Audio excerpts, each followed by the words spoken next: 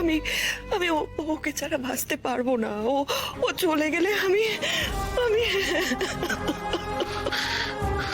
মা, মা ওঠো, ওঠো, ওঠো, ওঠো।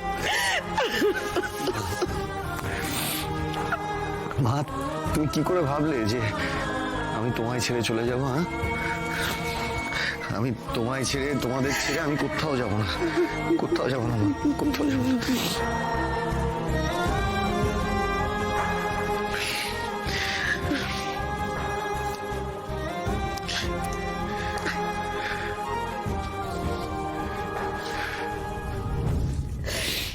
আজ থেকে আমার এই দুই ছেলে, আমার দুই সন্তান।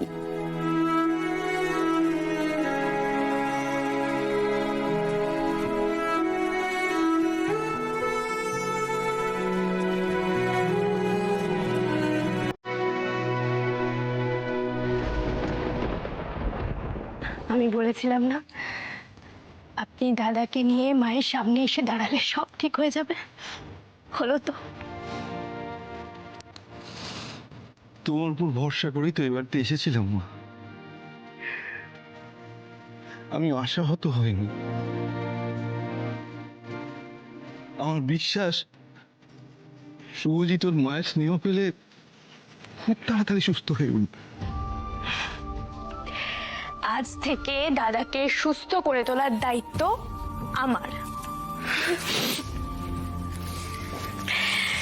শুধু তোমার নয় আসি, ওনাকে সুস্থ করে তোলার দায়িত্ব আমার।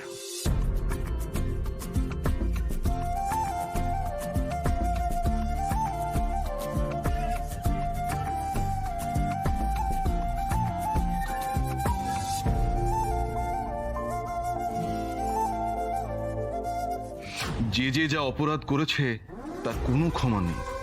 আজ থেকে আমি ওকে ত্যায্য পুত্র করলাম।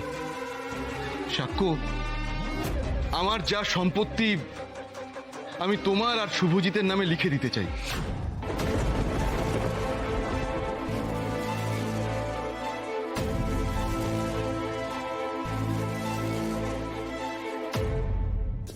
দেখুন, সম্পর্কে তো আপনি আমার বাবা হন।